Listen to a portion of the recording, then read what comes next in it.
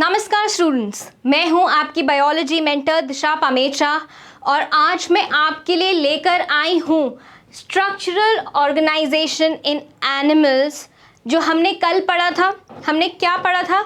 हमने पढ़ा था कि कैसे लाइफ ओरिजिनेट हुई है, सेल्स से कैसे टिश्यूज़ बने हैं, टिश्यूज़ ने दोस्ती करके कैसे गुट बना लिया है और फिर वो ऑर्गन बना रहे हैं। ठीक है, ऑर्गन से ऑर्गन सिस्टम कैसे बनता है और खूब सारे ऑर्गन सिस्टम जब इकट्ठा हो जाते हैं और एक बक्से में, जिसको हमने बॉडी बोला था, उसमें इकट्ठे हो जाते हैं तो उसको बोलते हैं हम ऑर्गेनिजम्स।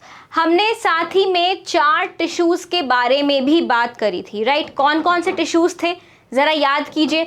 सबसे पहला कौन सा टिश्यू था? एपिथेलियल टिश्यू था, राइट? दूसरा टिश्यू था हमारा कनेक्टिव टिश्यू, हमारा फेविकॉल। तीसरा था हमारा M for muscular tissue, M for mesoderm and M for movement. तो मीजोडर्म क्या हुआ? जहाँ से मस्कुलर टिश्यू इवॉल्व हुआ है, और मूवमेंट क्या है? उसका फंक्शन है। और चौथा टिश्यू हमने पढ़ा था नर्वस टिश्यू, जो कि नर्व कॉर्ड से ओरिजिनेट होता है, जो एक्टोडर्म से ओरिजिन है उसका, और उसका फंक्शन क्या है? Control and coordination of nerve impulse.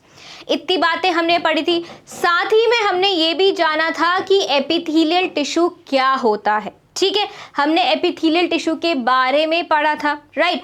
आज हम क्या पढ़ने वाले हैं? आज हम एपिथेलियल टिश्यू के टाइप्स पढ़ने वाले हैं। क्या पढ़ने वाले हैं? उनके टाइप्स पढ़ने वाले हैं, क्योंकि एपिथेलियल टिश्यू एक बहुत बड़ा टिश्यू है, राइट? एपिथेलियल टिश्यू के आज हम टाइप्स पढ़ेंगे और ये टाइप्स इस बेसिस पे डिवाइडेड हैं कि उनमें जो सेल्स हैं उनका स्ट्रक्चर, उनका शेप, उनका फंक्शन कैसा है। ठीक है, तो आइए देखते हैं आज हम कि हमारे पास में कितने तरीके के एपिथेलियल टिश्यूज़ हैं। तो बेटा अगर हम देखें कि जो हमारे एपिथेलियल टिश्यूज़ हैं वो 2 तरीके के हो सकते हैं। एक हो सकते हैं सिंपल एपिथेलियल टिश्यूज़ या फिर सिंपल एपिथेलियम। दूसरा हो सकता है कंपाउंड एपिथेलियम। ठीक है, अगर हम बात करते हैं सिंपल एपिथेलियम की, तो जब आप इस डायग्राम को देखेंगे यहाँ पे, तो यहाँ पे क्या है कि कुछ सेल्स, एक single layer of cells present है। एक single layer of cells present है ना, सिंगल लेयर सेल्स की प्रेजेंट है, और उसके नीचे एक क्या है? पतली सी बेसमेंट मेम्ब्रेन होगी, जिसके बारे में हमने कल पढ़ा था। और उसके नीचे क्या प्रेजेंट होगा? कनेक्टिव टिश्यू प्रेजेंट होगा, जिसमें क्या होंगी? जो कि क्या है? कनेक्टिव टिश्यू, जिसमें खून की नलियां होंगी। ठीक है, ब्लड वेसल्स कहाँ मिलेंगी हमें? कनेक्टिव टिश्यू में मिलेंगी, राइट? क्योंकि एपिथेलियल टिश्यू में ब्लड वेसल्स क्या होती हैं? एब्सेंट होती हैं। क्या होती हैं? एब्सेंट होती हैं। तो भैया अब बात आई कि भाई न्यूट्रिशन कैसे पहुंचेगा? तो न्यूट्रिशन कहाँ से पहुंचेगा? बेसमेंट मेम्ब्रेन के थ्रू होता हुआ पहुंचेगा, राइट? और एपिथेलियल टिश्यूज में हमने क्या पढ़ा था कि कुछ नर्व एंडिंग्स भी एपिथेलियल टिश्यू में पाई जाती हैं। ठीक है, अभी हमने यहाँ देखा कि एपिथेलियल टिश्यू 2 तरीके का हो सकता है, सिंपल हो सकता है, कंपाउंड हो सकता है। जब हम दोनों का डायग्राम देखते हैं, आपको तो पता ही है दिशा मैम को डायग्राम से बहुत ही ज़्यादा लगाव है, प्यार है। ठीक है, उनकी मोहब्बत क्या है? जानी मानी है, राइट? तो जब हम सिंपल एपिथेलियम यहाँ देखते हैं तो क्या है? यहाँ पे सिंगल लेयर ऑफ सेल्स है। क्या है? देखेंगे, S for simple and S for what? Single layer of cells. एक परत होगी, ठीक है? अब इस परत के नीचे क्या होगा? बेसमेंट मेम्ब्रेन होगा। बेसमेंट मेम्ब्रेन के नीचे क्या होगा? कनेक्टिव टिश्यू होगा। ठीक है, अब ये सिंगल लेयर ऑफ सेल्स या सिंपल एपिथेलियम भी आगे 4 तरीके से बताई गई है, राइट? एक होगी, अब कैसे बताई गई है? On the type of the structure of cells. क्या? किसका type? Type of structure of cells, जो एपिथेलियल सेल्स का जो स्ट्रक्चर होगा। क्या एपिथेलियल सेल्स फ्लैटेंड है? राइट, अगर फ्लैटेंड है तो उनको अलग नाम देंगे। ठीक है, ऐसे हैं फ्लैटेंड। अगर epithelial cells, simple epithelial cells ऐसे क्यूब शेप्ड के हैं, कैसे हैं? क्यूब शेप्ड के हैं, तो इस एपिथेलियम का नाम अलग होगा। तीसरा होगा कॉलम की तरह हैं ये सेल्स। कैसे हैं? लंबे कॉलम जैसे सेल्स हैं, तो इनका नाम होगा अलग, ठीक है। और कुछ होते हैं जो कि मिक्सचर होते हैं। क्या होते हैं? मिक्सचर होते हैं। फॉल्स हमें ऐसा, या हमें ऐसे झूठा ऐसा प्रदर्शन देते हैं कि वो मल्टी लेयर है, उनको बोलते हैं हम स्यूडो स्ट्रैटिफाइड एपिथेलियम, ठीक है। तो सबसे पहले हमने पढ़ा क्या, जो सेल्स कैसे होंगे, फ्लैटेंड होंगे। कैसे होंगे? पिचके हुए होंगे, उनको हम बोलेंगे स्क्वामस एपिथेलियम। क्या बोलेंगे? Squamous epithelium. आप ज़्यादा फिक्र ना करें, हम इन्हें इंडिविजुअली भी पढ़ेंगे। मुझे ना थोड़ा सा भी ये जो पाकिस्तानी एपिसोड्स वगैरह इनसे थोड़ा इन्फ्लुएंस हो गई हूँ मैं, तो मेरी भाषा आपको थोड़ी वैसी सी लग सकती है, राइट। सो स्क्वामस एपिथेलियम में वो सेल्स आते हैं, या जो ये एपिथेलियम है ये ऐसे सेल्स से बनी हुई है जो थोड़े चपटे होते हैं। यहाँ पे डायग्राम भी दिया हुआ है, ये क्या है? थोड़े चपटे हैं, दबे हुए हैं थोड़े, ठीक है। अब क्योंकि ये दबे हुए होते हैं तो इनके अंदर जगह भी कम होगी, ठीक है। हमने जब क्या पढ़ा था, प्लैटीहेल्मिन्थ्स पढ़ा था या फिर फ्लैट वर्म पढ़ा था, तो वो कैसे थे? दबे हुए थे, चपटे थे, तो इसलिए हमने उसमें क्या बोला था कि उसमें सीलो नहीं हो सकती है, राइट। तो ऐसे ही आप इसको ऐसे याद कर सकते हैं कि जो स्क्वामस है, स्क्वाश से आप याद कर सकते हैं स्क्वाश्ड है, दबी हुई है, राइट। उनमें जगह ना होने के कारण जो उनका न्यूक्लियस है वो भी थोड़ा क्या होगा, फ्लैट न्यूक्लियस होगा। क्या होगा? फ्लैट न्यूक्लियस होगा। और क्योंकि ये इतने फ्लैट होते हैं तो इनमें जब न्यूक्लियस रखा जाता है तो न्यूक्लियस थोड़ी सी तो अपनी जगह लेगा ना। तो जो न्यूक्लियस जब जगह लेता है, मान लीजिए ये एक फ्लैट सेल है, ठीक है। ये क्या है? एक फ्लैट सेल है, ठीक है। अब इस फ्लैट सेल में मुझे अपना न्यूक्लियस डालना है। क्या डालना है? न्यूक्लियस मैंने डालना है यहाँ पे। ये मैंने यहाँ पे न्यूक्लियस डाल लिया। क्या डाल लिया? ये मैंने यहाँ पे न्यूक्लियस डाल लिया। तो जब मैंने यहाँ न्यूक्लियस डाला, क्या डाला मैंने? न्यूक्लियस अपना डाला, तो ये क्या हो जाते हैं? ऐसे थोड़े उठ से जाते। तो इनका जो सरफेस होता है वो थोड़ा सा ऊपर से उठा हुआ होता है, जिसको बोलते हैं बल्ज। क्या बोलते हैं? जिसको बोलते हैं बल्ज, ठीक है। तो अब क्या होता है, जैसे आपने कभी क्या खाई होगी, रावियोली अगर खाई होगी, एक इटालियन डिश होती है, वो क्या होती है, मैदे की पॉकेट बनाते हैं और उसमें बहुत सारी बीच में क्या डाल देते हैं, सब्जियां डाल देते हैं, तो वो थोड़ी सी ऐसे उठी हुई हो जाती है ऊपर से, क्योंकि उसमें बीच में चीज़ें भर दी गई हैं, जबकि वो कैसी होनी चाहिए, फ्लैट होनी चाहिए। तो ऐसा ही स्क्वामस एपिथेलियम के साथ में होता है, ठीक है। अब हम आ जाते हैं क्यूबॉइडल में, राइट। क्यूबॉइडल की इमेज यहाँ दे रखी है, आपको दिख रहा होगा यहाँ पे सेल्स कैसे हैं, क्यूब शेप्ड के हैं। जो मैंने ये बनाया है यहाँ पे फोटो, ऐसे क्यूब शेप्ड के सेल्स हैं। क्या है? क्यूब शेप्ड के सेल्स हैं। और क्योंकि इनमें जगह है तो जो इनके न्यूक्लियस हैं वो कैसे होंगे, राउंडेड होंगे। कैसे होंगे? राउंडेड न्यूक्लियस होंगे, राइट। नेक्स्ट हम आते हैं यहाँ पे कॉल्यूमनर। नाम से हम सुन रहे हैं कॉल्यूमनर, मतलब कॉलम की तरह उठे हुए होंगे, बड़े होंगे, लंबे होंगे। जो ये मैंने सेल बनाया है यहाँ पे, ये इनके बेस पे होता है इनका न्यूक्लियस, ठीक है।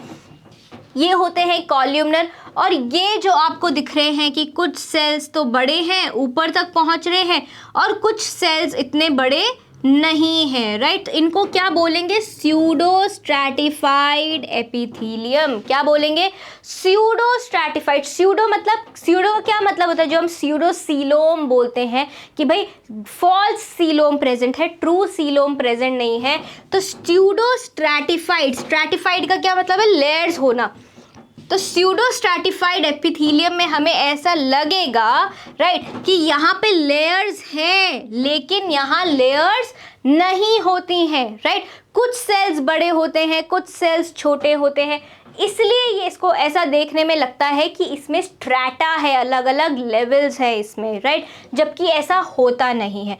तो ये क्या हो गए? सिंपल एपिथेलियम, जिनके बारे में हम आज बात करेंगे इन डिटेल, राइट। दूसरे हमारे पास आते हैं कंपाउंड एपिथेलियम। कंपाउंड में ज़्यादातर क्या होता है कि जहाँ बहुत सारी चीज़ें इकट्ठा हो जाती हैं, राइट।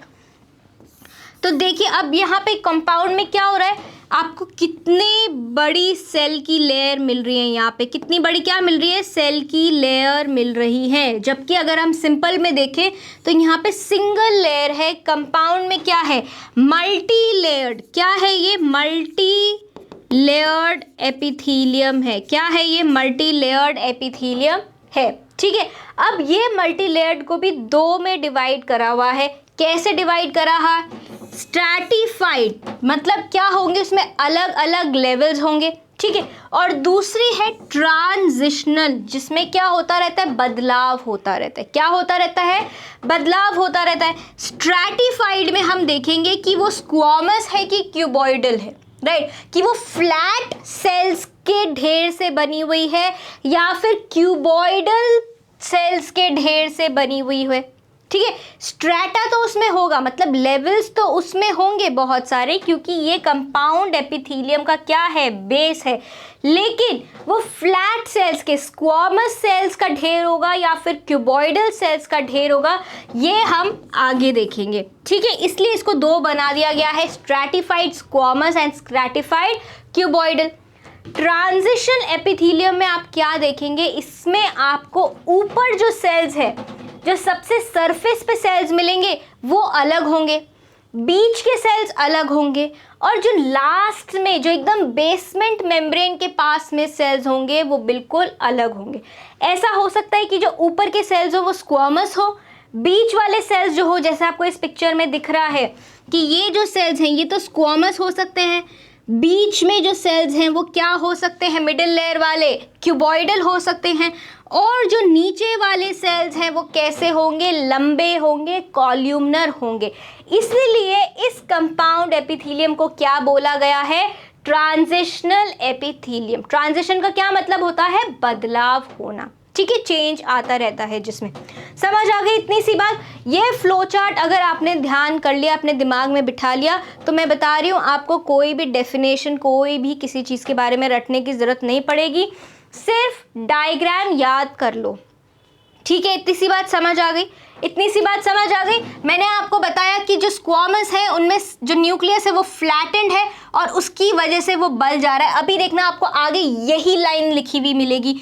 क्यूबॉइडल में एकदम गोल, एकदम राउंड न्यूक्लियस होते हैं। कैसे न्यूक्लियस होते हैं, राउंड न्यूक्लियस होते हैं, और बिल्कुल सेंटर ऑफ द सेल में मिलेंगे। कहाँ मिलेंगे, सेंटर ऑफ द सेल में मिलेंगे, राइट। जबकि कॉल्यूमनर में आपको कैसे मिलेंगे, थोड़े से इलोंगेटेड न्यूक्लियस मिलेंगे, लेकिन कहाँ मिलेंगे, बेस पे, सेल के निचले हिस्से में, बेस पे आपको मिलेंगे। ठीक है, इतनी बात समझ आ गई। आगे बढ़ते हैं। नाउ अब हम स्टार्ट करने वाले हैं सिंपल एपिथेलिया से, मतलब जो सिंपल एपिथेलियम हम पढ़ने वाले थे उससे स्टार्ट कर रहे हैं, और इसका दूसरा नाम क्या लिखा है यहाँ पे, यूनिलेयर्ड एपिथेलिया। ठीक है, अब मैंने आपको बताया था कल की जो ये एपिथेलिया है या जो एपिथेलियम है उसमें जो ये सिंपल एपिथेलिया आता है, या फिर जो हम कह रहे हैं कि स्क्वामस एपिथेलिया के बारे में हम पढ़ने वाले हैं यहाँ पे। तो स्क्वामस एपिथेलियम के जो सेल्स हैं वो कैसे दिखाए थे, मैंने आपको कुछ ऐसे दिखाए थे। क्या बोला था मैंने कि आपके घरों में जब टाइल्स लगती हैं तो वो कुछ ऐसी लगती हैं ना, टाइल्स लगती हैं कि नहीं लगती हैं, एकदम फिटेड टाइल्स लगती हैं, राइट, एकदम क्या लगती हैं, फिटेड टाइल्स लगती हैं। ठीक है, तो ये क्या होती है फिटेड टाइल्स में, क्या इनमें कोई जगह रहती है बीच में, किसी भी तरीके की कोई जगह रहती है बीच में कि भाई कुछ चला जाए अंदर, या कुछ कहीं भी किसी तरह की ओपनिंग रहती है, नहीं रहती है, क्योंकि ये क्या होते हैं, एक दूसरे के साथ में टाइटली चिपके हुए होते हैं, पैक्ड होते हैं। इसीलिए इनको क्या बोला जाता है, पेवमेंट एपिथेलियम भी बोला जाता है। क्या बोला जाता है, पेवमेंट एपिथेलियम भी बोला जाता है। ठीक है, अब ये तो हमारा सामने से देखा हमने, मतलब क्या कि जो हमारे नीचे टाइल्स लगी हुई है, जब हम उनको ऊपर से देखेंगे तो हमारे को वो कुछ ऐसी दिखती हैं, राइट। लेकिन हम अगर उनको ट्रांसवर्सली कट कर दें, क्या कर दें, ट्रांसवर्सली कट कर दें, तो वो हमारे को कुछ ऐसी दिखेंगी। ये स्क्वामस एपिथेलियल के सेल्स हमारे को कुछ कैसे दिखेंगे, ऐसे दिखेंगे, राइट, ऐसे, राइट। अब इनमें क्या होगा, क्योंकि इनमें जगह तो है नहीं, मैंने इनको क्यों ऐसा फूला फूला बनाया है, क्योंकि यहाँ पे क्या प्रेजेंट होंगे, यहाँ पे क्या प्रेजेंट होंगे, थोड़े से फ्लैटेंड क्या प्रेजेंट होंगे, न्यूक्लियस प्रेजेंट होंगे, इनके क्या प्रेजेंट होंगे, फ्लैटेंड न्यूक्लियस प्रेजेंट होंगे। और ये एपिथेलियम किस पे प्रेजेंट होगी, एक पतली सी बेसमेंट मेम्ब्रेन पे प्रेजेंट होगी, ठीक है। ट्रांसफर सेक्शन आपको दिख गया। अब एक बार इसकी थ्योरी पढ़ लेते हैं। कंपोज्ड ऑफ लार्ज, बड़े flat cells whose edges fit closely together, hence it is also called pavement epithelium। ये बात हमने पढ़ ली कि क्यों इनको pavement epithelium बोलते हैं। न्यूक्लियाई के बारे में बात कर रहे हैं। जो न्यूक्लियाई है सेल्स का वो फ्लैट होता है और कहाँ होता है, सेंटर ऑफ द सेल्स में होता है, and cause bulgings of cell surface. क्या होता है, सेल को थोड़ा सा ऐसे उठा हुआ आकार देता है, राइट। क्या देता है, उठा हुआ आकार देता है। समझ आ गई इतनी बात। नेक्स्ट, सिंपल स्क्वैमस एपिथेलियम का आपको यहाँ डायग्राम में लेकर आई हूँ। क्या है, देखो ये कैसे सेल्स है, फ्लैट सेल्स हैं।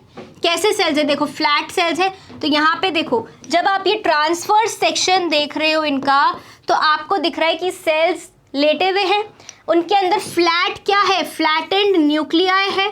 फ्लैटेंड न्यूक्लियाई के नीचे क्या है, ये पतली सी लेयर क्या है, बेसमेंट मेम्ब्रेन है, और उसके नीचे ये बड़ा सारा क्या है, कनेक्टिव टिश्यू है। क्या है, कनेक्टिव टिश्यू है, जहाँ पे क्या आ रही है, सारी ब्लड वेसल्स आ रही हैं, राइट। अब ये क्या है, ये सरफेस व्यू है कि ऊपर से हमारे को पेवमेंट एपिथेलियम कैसी नजर आएगी।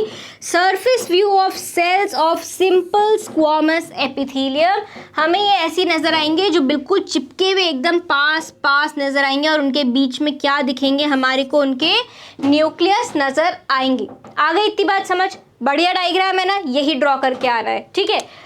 लोकेशन के बारे में हम बात कर लेते हैं, लेकिन लोकेशन जानने से पहले मेरा फंडा क्या है, उनका फंक्शन पढ़ लो।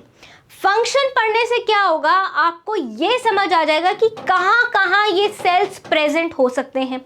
मान लीजिए मैं XYZ कोई कंपाउंड हूँ, ठीक है, मेरा काम है खट्टा करना, ठीक है, मेरा काम है खट्टा, मैं मान लो मैं सिट्रिक एसिड हूँ और मुझे खट्टा करना है, ठीक है। तो मैं सारे उन फलों में प्रेजेंट होंगी ना जो खट्टे होते हैं, जैसे कि संतरा, नींबू है ना, लेमन या फिर ऑरेंज, उनमें प्रेजेंट होंगी। तो मेरा काम है खट्टा करना, मेरा नेचर है एसिडिक, मैं खट्टी हूँ, तो मुझे पता है ना कहाँ कहाँ जाएंगे। तो मेरा फंक्शन आपको पता चल गया, मैं सार हूँ। तो इसका पहले हम फंक्शन देख लेते हैं कि क्या फंक्शन है इनके, ठीक है।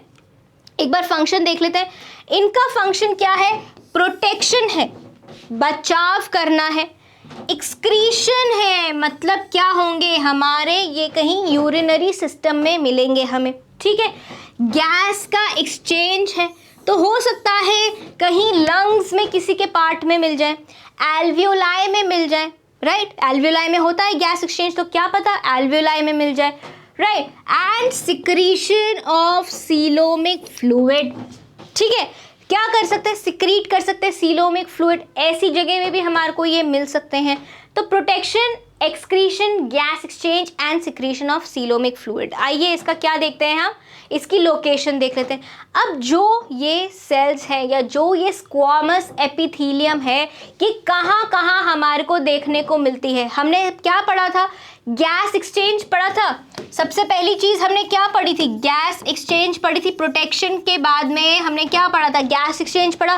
गैस एक्सचेंज कहाँ होता है, कहाँ होता है, लंग्स में होता है, ठीक है। लंग्स में कहाँ होता है, एल्वियोलाई में होता है, और टर्मिनल जो ब्रोंक्यूल के एंड्स होते हैं वहाँ पे होता है।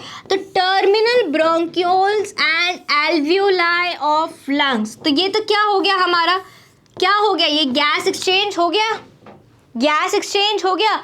नेक्स्ट हम आते हैं wall of Bowman's capsules and parts of loops of Henle of the nephrons of the kidney. जो बाउमन्स कैप्सूल होता है जो हम ऐसे बनाते हैं, राइट, उस बाउमन्स कैप्सूल में क्या होता है, एक्सक्रीशन चल रहा होता है, फिल्ट्रेशन चल रहा होता है, राइट। तो वहाँ पे हमारे को क्या मिल रही है, तो यहाँ पे सेकेंड, ये फर्स्ट हो गया, सेकेंड क्या मिला हमारे को, एक्सक्रीशन का काम होता हुआ मिल गया।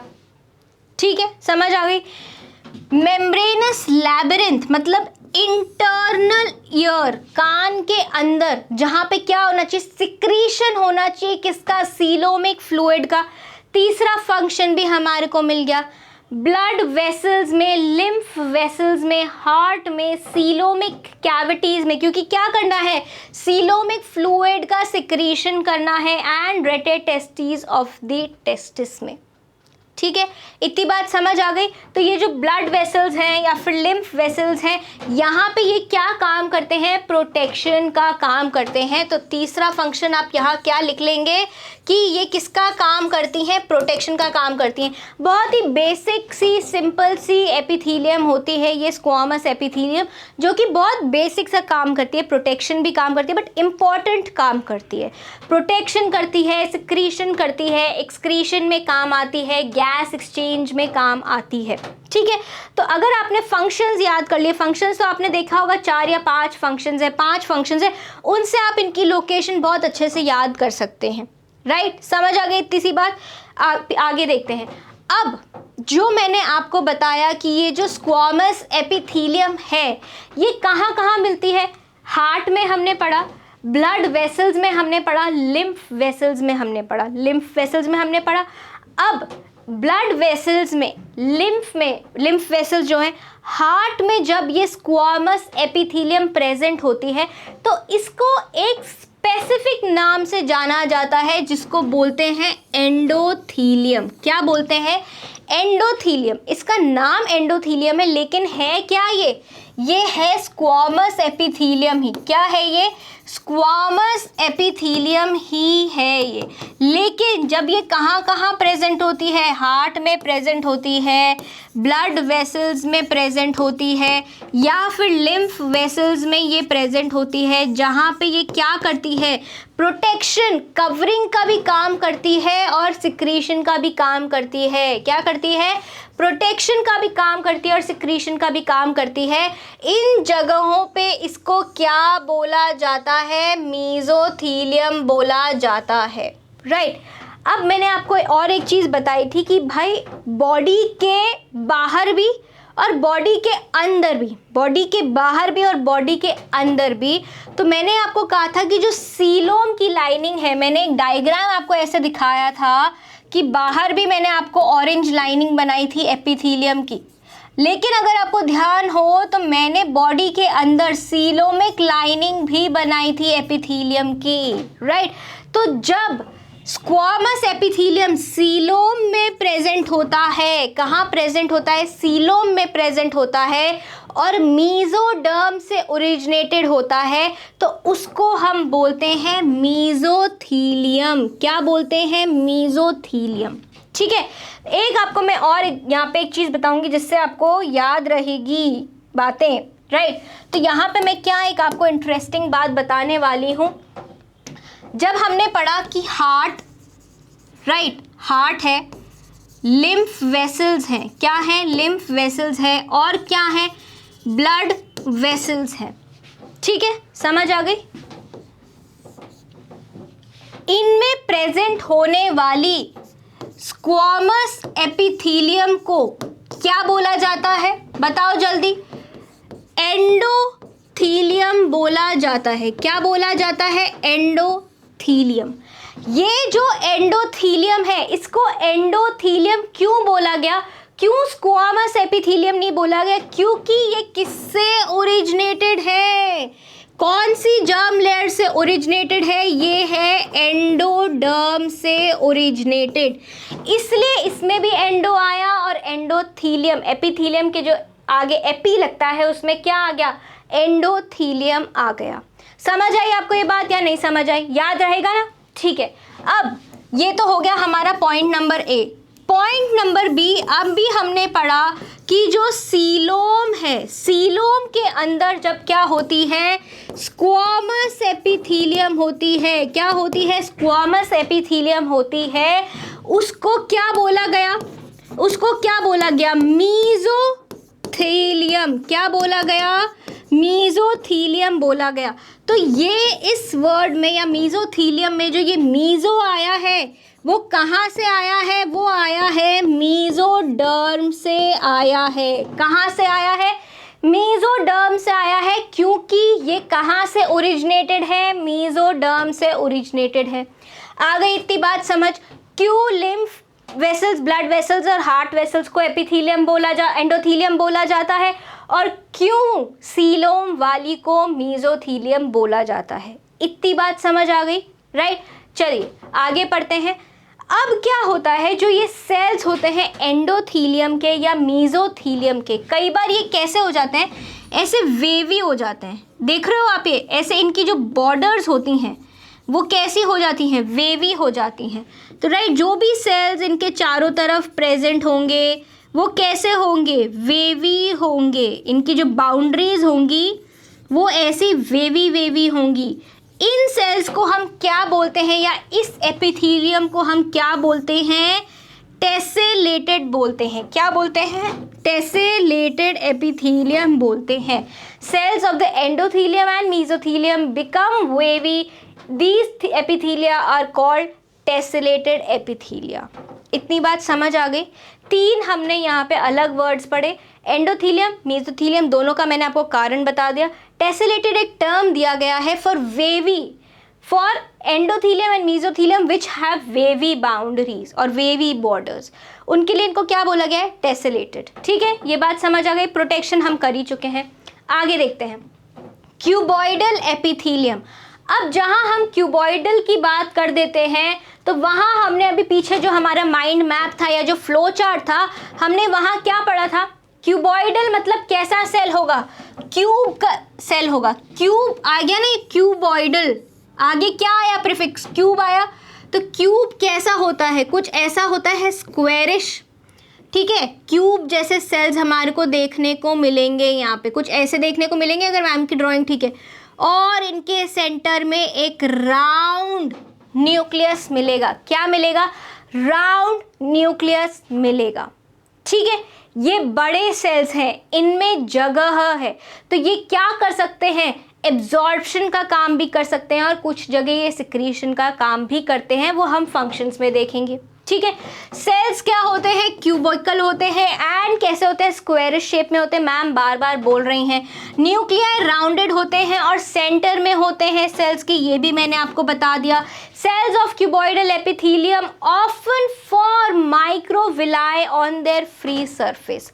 अब क्या होता है, ये जो माइक्रोविलाई एक नया शब्द उठकर आया है, तो क्या है बेटा? मान लीजिए ये क्या है? आपकी सेल है। ठीक है, अब इस सेल पे क्या होंगे? कुछ एक्सटेंशंस होते हैं। क्या होते हैं? कुछ फिंगर लाइक प्रोजेक्शंस बन जाते हैं। क्या बन जाते हैं? फिंगर लाइक प्रोजेक्शंस बन जाते हैं।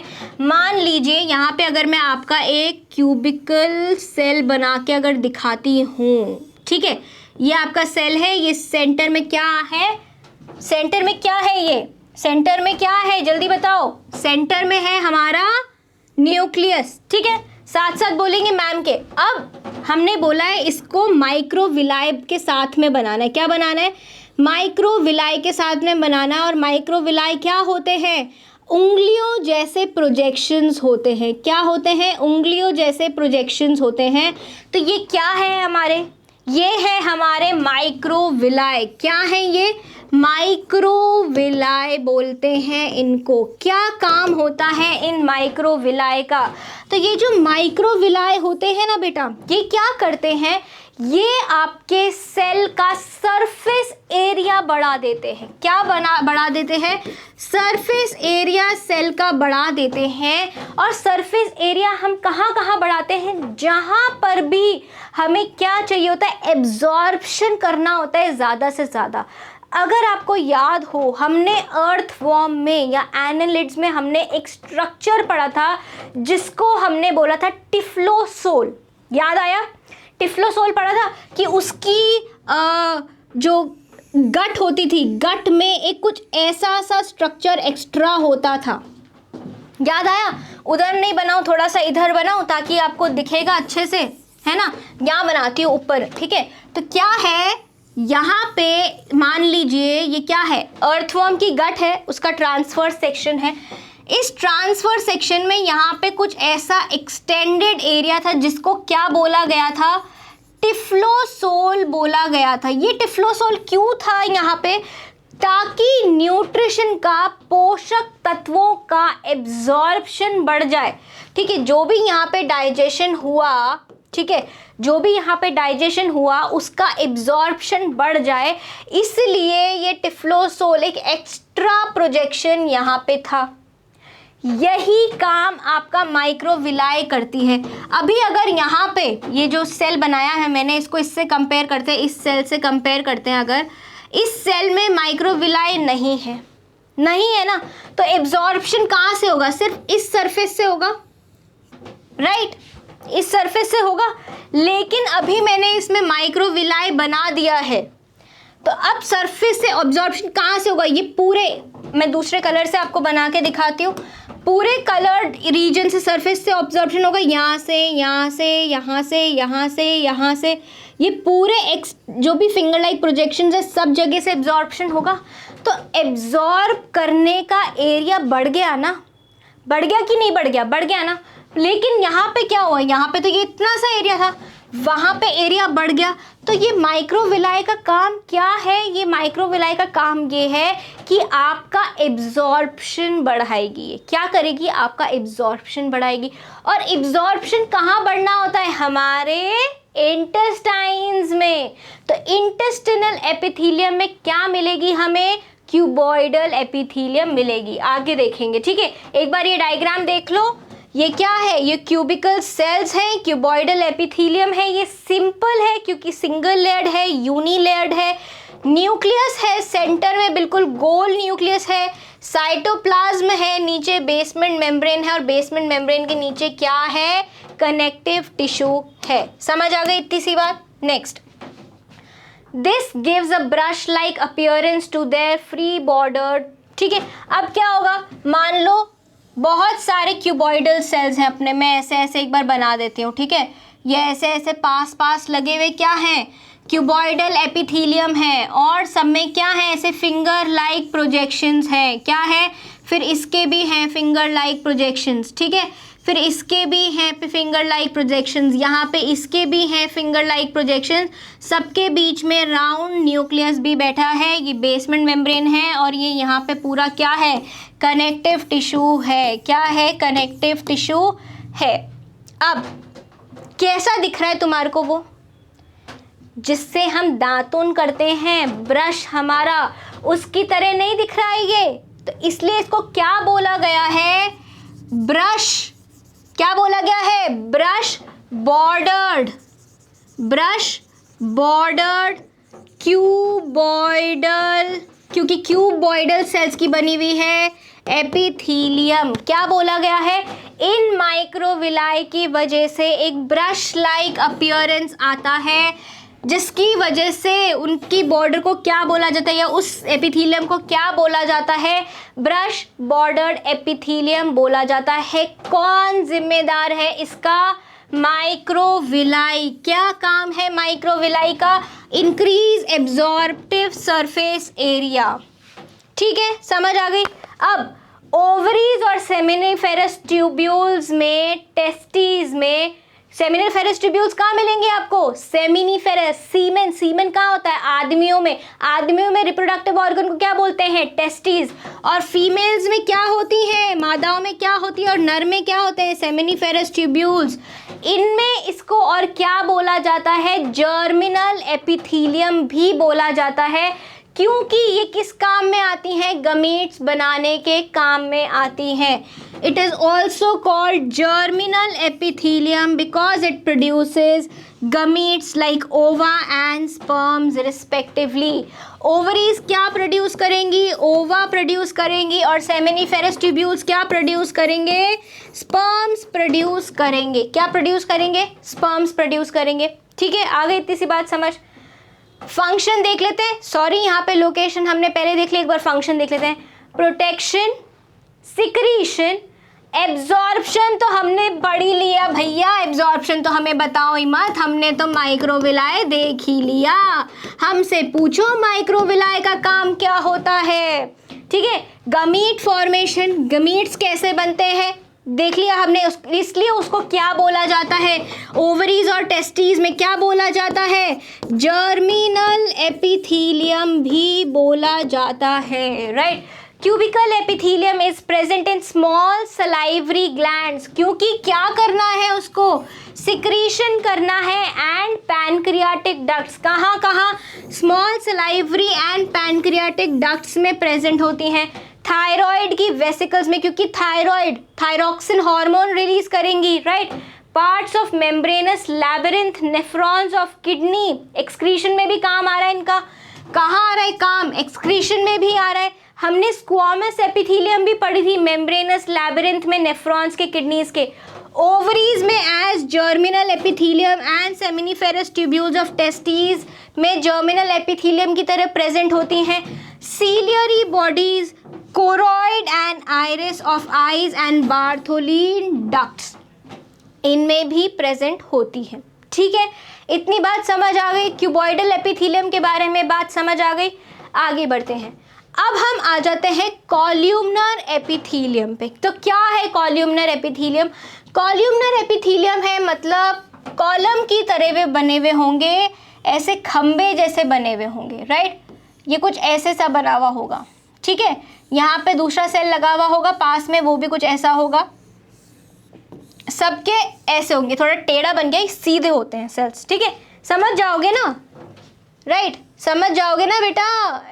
एग्जाम में जाके बोलोगे तो नहीं मैम ने ऐसा टेढ़ा बनाया था, हम भी टेढ़ा ही बनाएंगे, नहीं, मार्क्स भी वो टेढ़े दे देंगे फिर, ठीक है। तो क्या होगा, इनका जो न्यूक्लियस होगा वो थोड़ा इलोंगेटेड होगा। कैसा होगा, इलोंगेटेड होगा, एंड सेल के निचले हिस्से में बेस पे प्रेजेंट होगा। कहाँ प्रेजेंट होगा, बेस पे प्रेजेंट होगा सेल के, क्या, न्यूक्लियस, क्या होगा, न्यूक्लियस सेल के बेस पे प्रेजेंट होगा।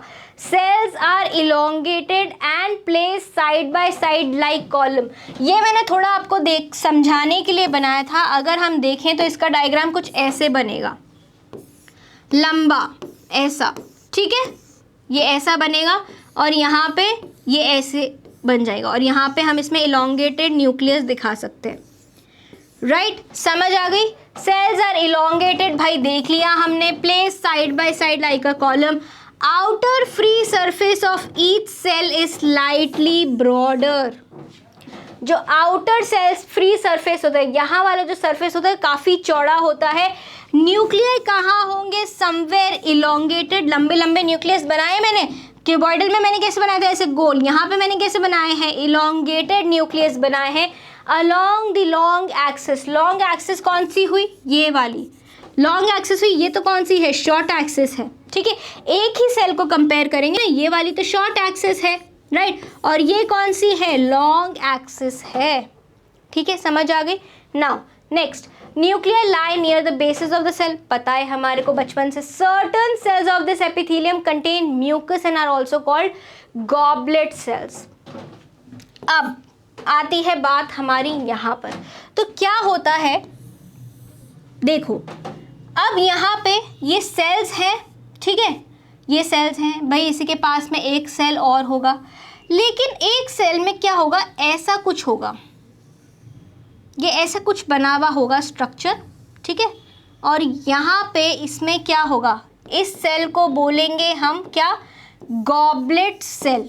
क्या बोलेंगे हम इस सेल को, गॉबलेट सेल बोलते हैं इसको।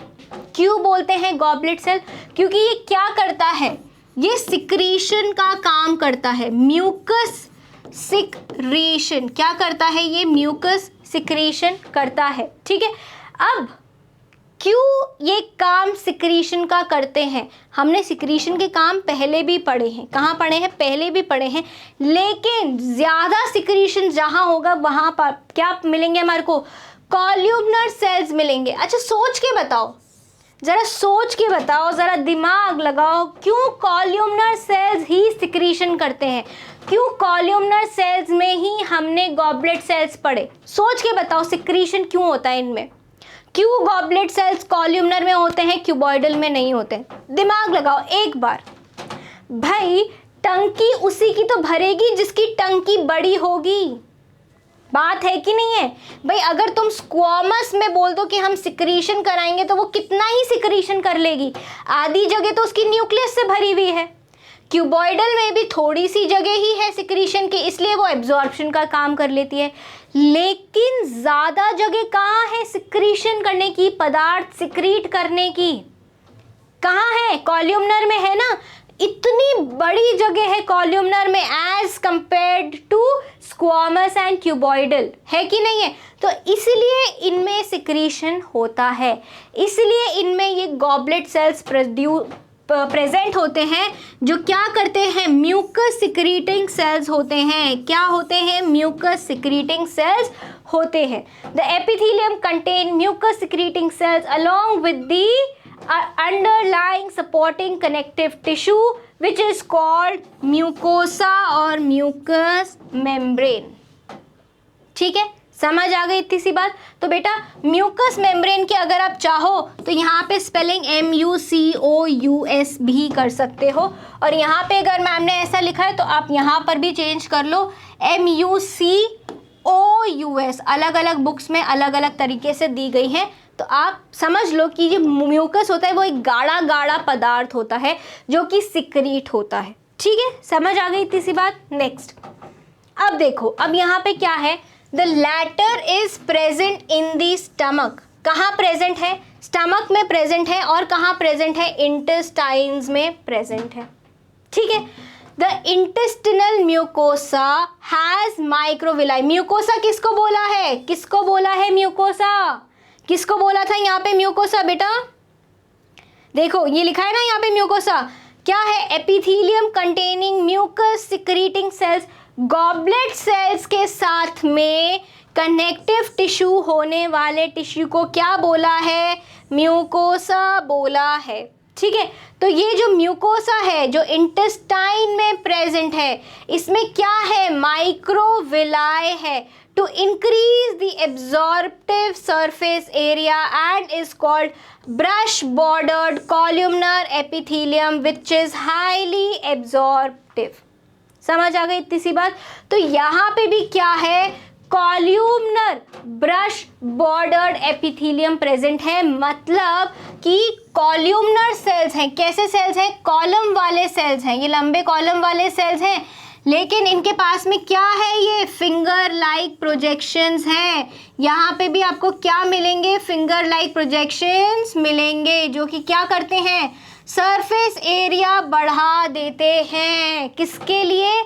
एब्जॉर्प्शन के लिए सरफेस एरिया बढ़ा देते हैं। यहाँ पे लिखा है माइक्रोविलाई, यहाँ पे दिखाया हुआ भी है सेल्स को बड़ा करके। कैसे ये सेल्स लगे हुए हैं? ये मेम्ब्रेन है, यहाँ पे ये सेल्स ऐसे बड़े बड़े लगे हुए, और इनमें क्या है? माइक्रोविलाई है। क्या है ये? माइक्रोविलाई है। और न्यूक्लियस कहाँ है? बेस पे प्रेजेंट है हमारा न्यूक्लियस। समझ आई इतनी सी बात? आगे देखते हैं। लोकेशन से पहले एक बार हम क्या देखेंगे? फंक्शन देख लें एक बार। इसके फंक्शन नहीं है, लोकेशन ही है यहाँ पे, सीधा शायद साथ में ही फंक्शन लिखा हुआ है। So it lines the stomach, intestine, gall bladder, bile duct, सब आ गए यहाँ पे। फॉर्म्स गैस्ट्रिक ग्लैंड्स, कहाँ कहाँ? क्योंकि इनको सिक्रीशन करना है तो ग्रंथियों में तो यही प्रेजेंट होंगे ना। क्या करना है? इनको सिक्रीशन करना है तो ग्लैंड्स में प्रेजेंट होंगे। एब्जॉर्प्शन करना है, क्या करना है? क्योंकि इनका एब्जॉर्प्टिव सरफेस एरिया बड़ा हो गया है, एब्जॉर्प्शन करना है तो स्टमक में, इंटेस्टाइन में प्रेजेंट होंगे। गॉल ब्लैडर और बाइल डक्ट में से उनके सिक्रीट करेंगे, बाइल जूसेस सिक्रीट करेंगे, राइट। गॉल ब्लैडर में पित्ताशय जिसको बोलते हैं, उस पित्त की थैली जो होती है उसमें से पित्त सिक्रीट करेंगे, राइट। तो सिक्रीशन यहाँ पे भी हो गया। और दूसरी ग्रंथियां हैं जैसे कि gastric gland, intestinal gland, pancreatic lobules, जहाँ पे क्या होता है? सिक्रीटरी रोल होता है, इसलिए इसको क्या बोला जाता है? और ग्लैंड्यूलर एपिथेलियम भी बोला जाता है। इसके बारे में हम अलग से पढ़ेंगे एकदम गहराइयों में जाके, राइट। सीलिएटेड एपिथेलियम, अब क्या है ये सीलिएटेड एपिथेलियम? है तो ये एपिथेलियम, लेकिन कैसी है?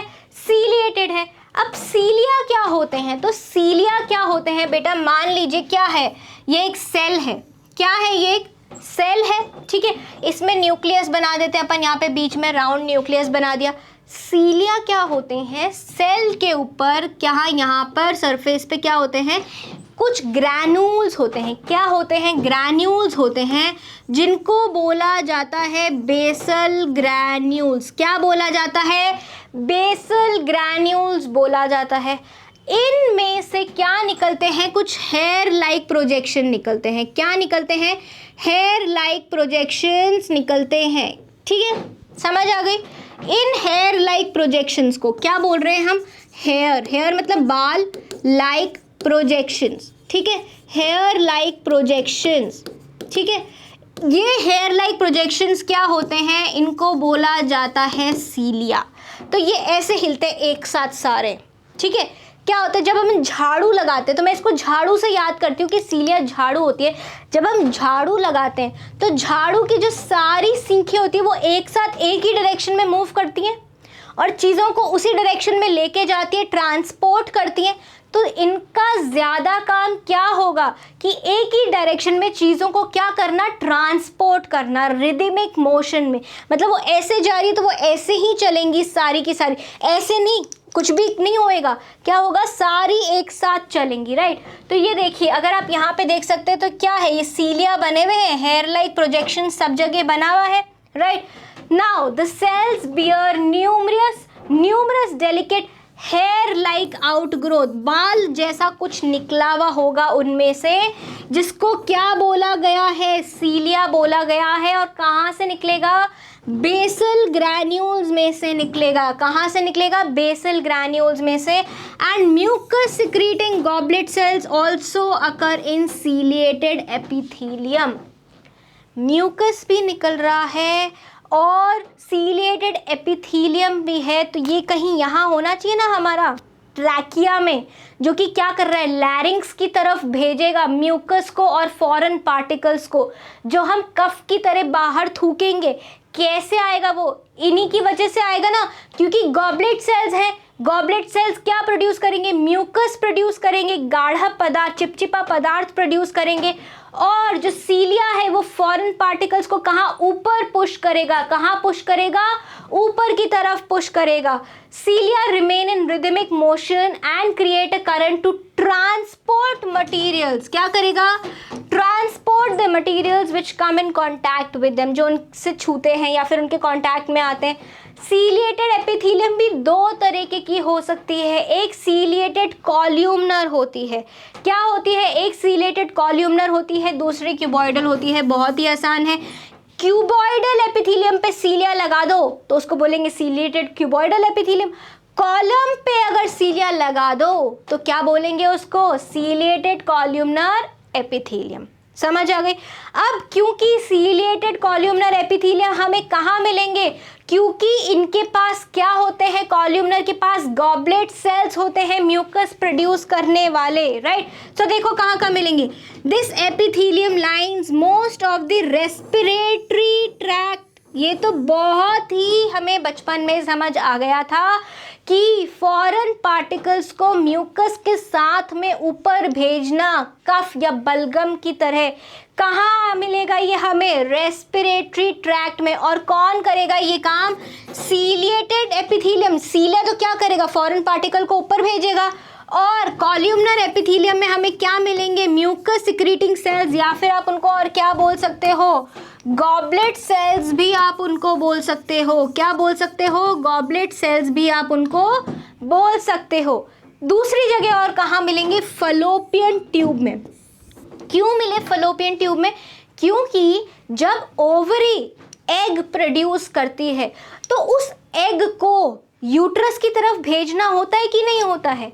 मान लीजिए ये क्या है, आपकी फलोपियन ट्यूब है ना, ये ऐसे यहाँ से कैच करती है, और ये क्या है, यूट्रस है। इस तरफ वाली फलोपियन ट्यूब को भी बना देते हैं ज़रा, राइट। ये फलोपियन ट्यूब है और यहाँ से ये क्या है, यूट्रस बन रहा है ना, राइट। ये सर्विक्स हो जाएगी और इसके आगे यहाँ पे क्या होती है, वजाइना होती है, ये सर्विक्स होती है, राइट।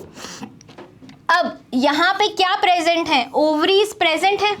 क्या प्रेजेंट है, यहाँ पे ओवरीज प्रेजेंट है। अब यहाँ से जब एग आया, यहाँ पे क्या हुआ, यहाँ पे एग आया तो यहाँ पे क्या होंगे, कॉल्यूमनर सीलिएटेड एपिथेलियम होगी, जो कि क्या करेगी, अपने सीलिया को हिला हिला के इस एग को यहाँ से कहाँ पहुँचाएगी। ये जगह क्या है, ये जगह यूट्रस है ना, क्या है ये जगह, यूट्रस है ना ये जगह। तो यहाँ से एग को यहाँ पहुँचाएगी ताकि यहाँ से आने वाले स्पर्म्स का और इसका क्या हो जाए, फर्टिलाइजेशन हो जाए, और यहीं पे क्या हो जाए, इम्प्लांटेशन हो जाए। यस और नो, राइट। तो कहाँ मिला हमारे को, फलोपियन ट्यूब में मिला, ठीक है। साथ ही में ये कहाँ और प्रेजेंट होती है, ये प्रेजेंट होती है वेंट्रिकल्स ऑफ ब्रेन में एंड स्पाइनल कॉर्ड में, जहाँ पे ये सेरेब्रोस्पाइनल फ्लूइड का मूवमेंट करती है। क्या करती है, CSF का मूवमेंट, सेरेब्रोस्पाइनल फ्लूइड। लिखेंगे सब लोग, सेरेब्रोस्पाइनल फ्लूइड का मूवमेंट करती है ये। वहाँ पर भी क्या प्रेजेंट होगी, सीलिएटेड कॉल्यूमनर एपिथेलियम। ठीक है, समझ आ गई। Next, it is also present in tympanic cavity and auditory tube, Eustachian tube जो बोलते हैं, वहाँ पे भी ये प्रेजेंट होती है। ठीक है, सीलिएटेड क्यूबॉइडल एपिथेलियम कहाँ प्रेजेंट होगी, certain parts of nephrons of kidneys. जो क्यूबॉइडल एपिथेलियम है वो जो सीलिया के साथ होगी वो कुछ ऐसी दिखेगी। इसको आप माइक्रोविलाई से कंफ्यूज नहीं करेंगे। ये क्या कर रही है, ये सब क्या है, सीलिया है। सीलिया का काम क्या है, ट्रांसपोर्टेशन का काम है। क्या इसका काम है, ट्रांसपोर्ट करने का काम है।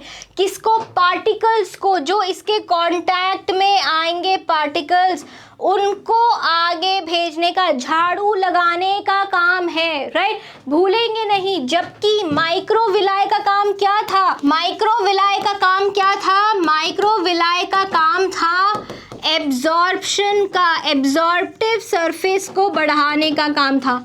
समझ आ गई इतनी सी बात, बहुत बढ़िया। आगे बढ़ते हैं।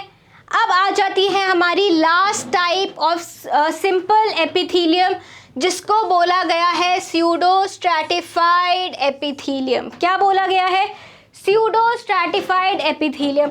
अब स्यूडो स्ट्रैटिफाइड कैसी थी, मैंने आपको बता दिया था। Cells are columnar but unequal in size. Columnar cells होते हैं, लेकिन कुछ होते हैं बड़े और कुछ होते हैं छोटे। Long cells extend up to free surface, short cells do not reach the outer free surface. इसका अगर हम डायग्राम आगे देखें तो यहाँ पे नहीं है डायग्राम, ठीक है। अब इसका डायग्राम कैसे है, मैम यहाँ पे बता देती है, ठीक है। अब कुछ सेल्स तो क्या है, लंबे हैं तो ऊपर तक पहुँच गए। कुछ सेल्स क्या है, लंबे हैं ऊपर तक पहुँच गए। कुछ सेल्स ऊपर तक नहीं पहुँच पाए, ठीक है। तो कुछ सेल्स क्या हो गए, ऊपर तक नहीं पहुँच पाए, तो ये सेल्स ऐसे आ गए यहाँ पे, ठीक है। ये सेल्स ऐसे आ गई यहाँ पे, ज़रा देख लें यहाँ पे कैसे होएगा। हाँ, तो कुछ सेल्स नहीं पहुँच पाए तो यहाँ पे बड़े सेल्स ने उनकी जगह घेर ली, ठीक है। हो गया, समझ आ गई। यहाँ पे भी सेल होगा क्योंकि ये दो अलग अलग सेल्स हैं बेटा, राइट। ये एक ही सेल नहीं है, दो अलग अलग सेल्स हैं, ठीक है। तो जो छोटे सेल्स हैं वो सरफेस तक नहीं पहुँच पाते हैं, ठीक है।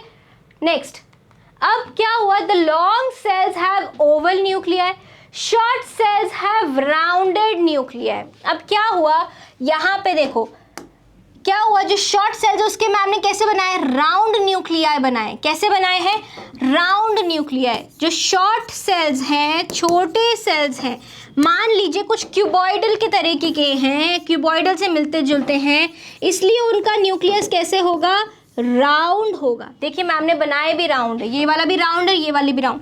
लेकिन जो लंबे सेल्स हैं उनके सेल्स न्यूक्लियस कैसे बनाए मैम ने, इलोंगेटेड, खिंचे हुए, लंबे। ये देखो ये क्या है, इलोंगेटेड न्यूक्लियाई है। समझ आ गई इतनी सी बात, ठीक है। Mucus secreting goblet cells also occur in this epithelium.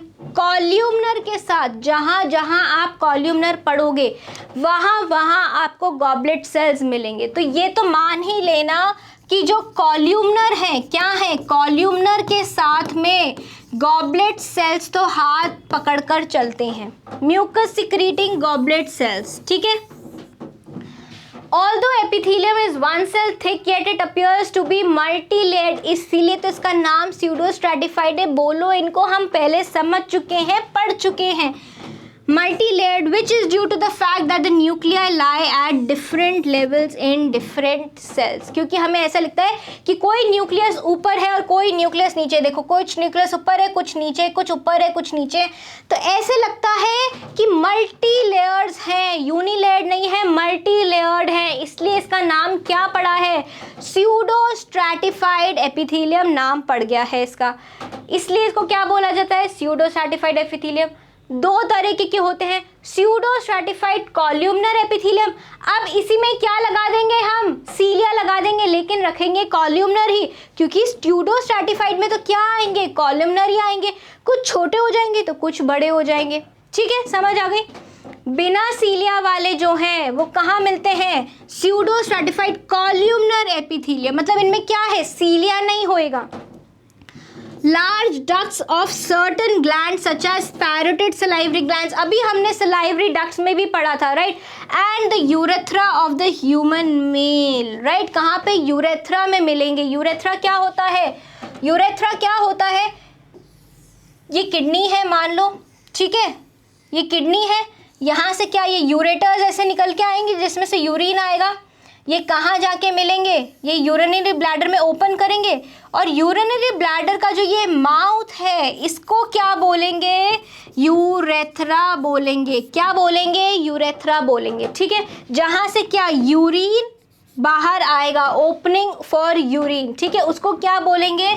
Urethra बोलेंगे। पैरोटिड सलाइवरी ग्लैंड्स में और कहाँ? यूरेथ्रा में मेल के, ठीक है। कॉल्यूमनर सीलिएटेड एपिथेलियम, मान लिया कॉल्यूमनर है, सीलिएटेड है, कहाँ मिलेंगे? क्या दिख रहा है आपको? ये लंग्स दिख रहे हैं। This epithelium occurs in the trachea and large bronchi.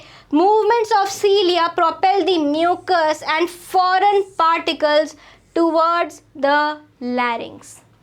यही बताया था मैम ने आपको कि जो वो कफ के साथ में ऊपर आता है म्यूकस, किसका काम है? वो कॉल्यूमनर सीलेटेड एपिथेलियम का, बट लेकिन वो क्या है? स्यूडोस्ट्रैटिफाइड होगी, ठीक है। वहाँ पे भी रेस्पिरेटरी ट्रैक्ट्स में काम था, वहाँ पे भी रेस्पिरेटरी ट्रैक्ट्स में काम था, याद रहेगा, बहुत अच्छा। सम ऑफ द कॉल्यूमनर और cuboidal cells form glandular epithelium, ये हमने पढ़ लिया। क्यों आते हैं ग्लैंडुलर एपिथेलियम में? क्योंकि इनका साइज बड़ा होता है, ये स्टोर करके रख सकते हैं। Mainly of two types, unicellular consisting of isolated glandular cells like goblet cells of the alimentary canal, and multicellular भी हो सकते हैं जो consist करते हैं group of cells like salivary glands, ठीक है, समझ आ गई। अगर यूनिसेल्यूलर है तो गॉबलेट सेल्स होंगे, क्योंकि एक एक सेल ही बनता है ना, एक ही कॉल्यूमनर सेल में ऐसे गॉबलेट सेल बनाएंगे ना।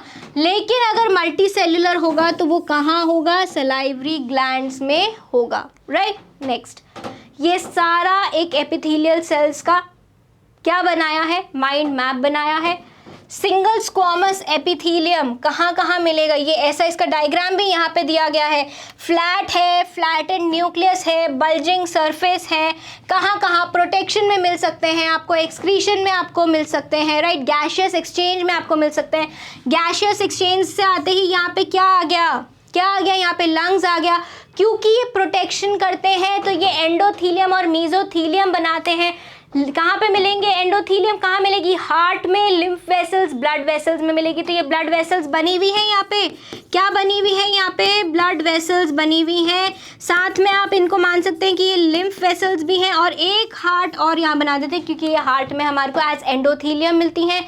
मीजोथीलियम में ये सीलोमिक लाइनिंग की तरह हमारे को मिलती हैं। सीलिएटेड कॉल्यूमनर एपिथेलियम कहाँ कहाँ मिलेगी? फलोपियन ट्यूब में मिली, कॉल्यूमनर एपिथेलियम फलोपियन ट्यूब में मिली, और अभी हमने कहाँ देखा था इसको? रेस्पिरेटरी ट्रैक्ट में देखा। सिंपल क्यूबॉइडल एपिथेलियम कहाँ कहाँ मिली? किडनीज में मिली थी हमारे को, मेम्ब्रेनस लैबिरिंथ में मिली थी, राइट। और सिंपल कॉल्यूमनर एपिथेलियम हमारे को कहाँ मिला था? गट में मिला था। कहाँ मिला था? गट में मिला था, राइट, ठीक है। ये आपको डायग्राम से सब याद रहेगा, बहुत बढ़िया। नेक्स्ट, अब हम आ जाते हैं, हमने जो दूसरा एपिथेलियम पढ़ा था क्या था? एक तो हमने पढ़ा था सिंपल, दूसरा हमने क्या पढ़ा था? Compound epithelium. अब क्या है, हम बात कर रहे हैं कंपाउंड एपिथेलियम की। अभी तक हम बात कर रहे थे सिंपल एपिथेलियम की, जहां पे हमने यूनिलेयर्ड सिंगल लेयर्ड एक सिंगल परत वाली एपिथेलियम पढ़ी थी। अब हम चालू करने जा रहे हैं कंपाउंड एपिथेलियम, मतलब जिसमें मल्टीपल लेयर्स होंगी। क्या होंगी? बहुत सारी परतें होंगी। उसको हम बोलते हैं कंपाउंड एपिथेलियम या फिर मल्टी लेयर्ड एपिथेलियम। समझ आ गई इतनी बात? Made up of more than one, एक से ज़्यादा सेल की लेयर्स से बना हुआ होता है। और जो कंपाउंड एपिथेलियम है वो क्या हो सकता है? स्ट्रैटिफाइड भी हो सकता है, मतलब एक ही तरीके के सेल्स के लेयर्स हो सकते हैं, और ट्रांजिशनल भी हो सकता है। दो तरीके के हो सकते हैं। दो तरह के हमने डिविजन्स पढ़े थे कि जो कंपाउंड एपिथेलियम है वो कैसा होगा? स्ट्रैटिफाइड होगा। कैसा होगा? स्ट्रैटिफाइड होगा और ट्रांजिशनल भी होगा। ठीक है, इतनी बात समझ आ गई, राइट? आगे देखते हैं। स्ट्रैटिफाइड की जब हम बात कर रहे हैं तो इट हैज़ मैनी लेयर्स। अब इसमें क्या होगा? काफ़ी सारी एपिथेलियल सेल्स की लेयर्स होंगी, ठीक है। लेकिन कंपाउंड एपिथेलियम को जब हम स्ट्रैटिफाइड के बारे में बात कर रहे हैं तो जो नाम हम उस एपिथेलियम को देंगे वो किस बेसिस पे देंगे?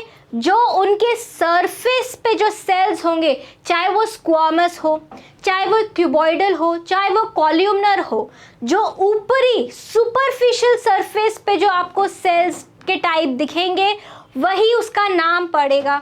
स्ट्रैटिफाइड की जब हम बात कर रहे हैं तो इसमें क्या है? बहुत सारे सेल्स होंगे। क्या होंगे? काफ़ी सारी सेल्स की ऐसे परतें आपको मिलेंगी। जैसे कि ये है, एक परत ये हो गई, फिर नीचे अलग परत हो गई, ठीक है, बीच में ये इंटरमीडिएट लेयर्स हो गई, ठीक है। और नीचे की तरफ क्या होगा? नीचे की तरफ आपको क्या मिलेंगे? बेसल में कॉल्यूमनर सेल्स मिलेंगे, लंबे लंबे कॉल्यूमनर सेल्स मिलेंगे, ठीक है। और ऊपर क्या मिलेंगे? ऊपर क्या मिल सकते हैं? यहाँ पे इंटरमीडिएट में आपको क्या मिल गया? आपको क्यूबॉइडल मिल गए, राइट। और ऊपर क्या मिल सकते हैं? फ्लैट स्क्वामस मिल सकते हैं। अगर ऊपर आपको स्क्वामस मिले, ऊपर अगर आपको सुपरफिशियल सरफेस पे स्क्वामस सेल्स मिलते हैं तो आप उसको बोलेंगे स्ट्रैटिफाइड स्क्वामस एपिथेलियम। अगर आपको ऊपर क्यूबॉइडल मिलते हैं, क्या मिलते हैं? क्यूबॉइडल मिलते हैं, ऐसे वाले सेल्स मिलते हैं सुपरफिशियल सरफेस पे, मतलब यहाँ पे अगर आपको क्या क्या मिलते हैं? क्यूबॉइडल मिलते हैं, तो आप क्या बोलेंगे? Stratified cuboidal epithelium. लेकिन अगर आपको यहाँ पे कॉल्यूमनर मिलते हैं तो आप क्या बोलेंगे? स्ट्रैटिफाइड कॉल्यूमनर एपिथेलियम, ठीक है। बहुत सारी लेयर्स होती हैं, राइट। डीपेस्ट लेयर, जो सबसे नीचे वाली लेयर होगी वो किसकी बनी हुई होगी? या तो क्यूबॉइडल की होगी, क्या होगी? या तो क्यूबॉइडल की होगी या फिर किसकी होगी? कॉल्यूमनर की बनी हुई होगी, right. This epithelium is classified on the basis of the shape of the cells present in the superficial layers. समझ आ रही है? चार तरीके की है, चारों तरह की मैंने आपको बता दी। Stratified squamous epithelium, stratified cuboidal epithelium, stratified columnar epithelium, और कॉल्यूमनर पे ही वो क्या लगा दो? बाल लगा दो, तो स्ट्रैटिफाइड सीलिएटेड कॉल्यूमनर एपिथेलियम। हो गई चार तरीके की। आइए आगे देखते हैं। Stratified squamous epithelium. अब ये जो स्ट्रैटिफाइड स्क्वामस एपिथेलियम है, इसमें क्या होगा? इसमें जो सबसे नीचे जो सेल्स होंगे, क्या होंगे? जो बिल्कुल बेस में जो सेल्स होंगे। अब क्योंकि ये मल्टी लेयर है तो ये गहरी होगी, तो इसमें जो सबसे नीचे जो सेल्स होंगे कहाँ होंगे? जो बिल्कुल डीप में जो सेल्स प्रेजेंट होंगे वो क्या होंगे? कॉल्यूमनर होंगे। क्या होंगे? कॉल्यूमनर होंगे, राइट। समझ आ रही है बात?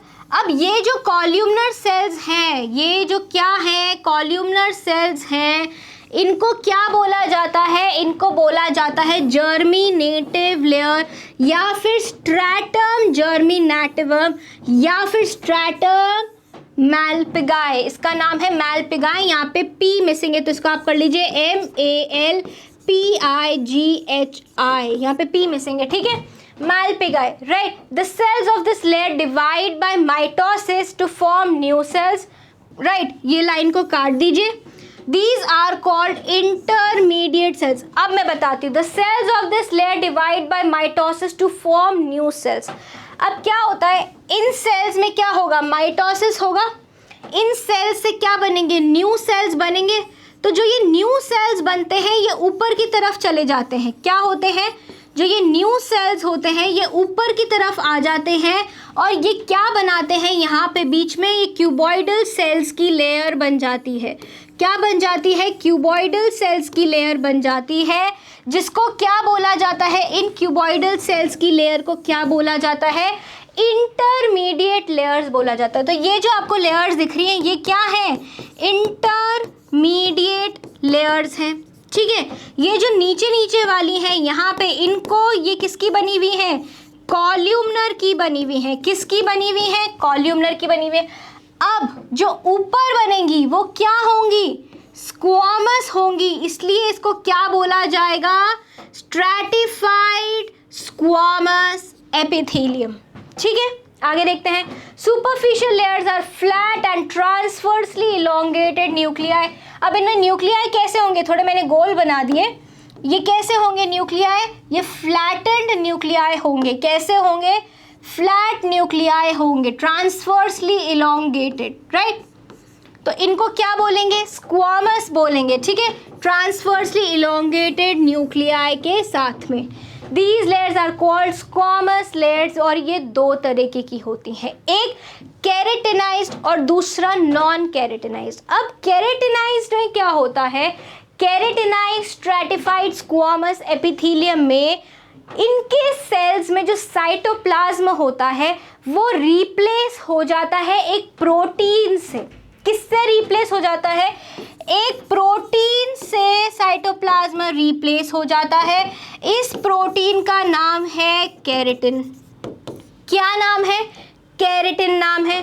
The epithelium occurs in the epidermis of skin of land vertebrates. हम कहाँ रह रहे हैं, ज़मीन पे रह रहे हैं, तो लैंड पे रहने वाले वर्टिब्रेट्स में ये स्ट्रैटिफाइड केरेटिनाइज्ड स्ट्रैटिफाइड स्क्वामस एपिथेलियम मिलेगी। हमारी ऊपर की स्किन में क्या होता है, जो हमारे स्ट्रैटिफाइड स्क्वामस एपिथेलियम जो हमारे को ऊपर मिलती है वो केरेटिनाइज्ड होती है। क्या होती है केरेटिनाइज्ड की, जो उनका साइटोप्लाज्म है वो बदल जाता है या रिप्लेस हो जाता है। उस साइटोप्लाज्म की जगह कौन आ जाता है, एक प्रोटीन जिसका नाम है केरेटिन। ये केरेटिन क्या करता है, ये केरेटिन हमारे को प्रोटेक्शन देता है। किससे प्रोटेक्शन देता है, सनलाइट से देगा, एब्रेशन फ्रिक्शन से देगा, वाटर इसके अंदर जा नहीं पाएगा, वाटर के लिए इम्परमिएबल होगी, वाटर आर पार नहीं हो पाएगा। इन सब चीज़ों से हमारे को ये केरेटिन प्रोटेक्शन प्रोवाइड करता है, ठीक है। अब क्या हुआ, जब साइटोप्लाज्म केरेटिन से रिप्लेस हो गया तो इस लेयर को फिर क्या बोला जाता है, केरेटिनाइज्ड स्ट्रैटिफाइड स्क्वामस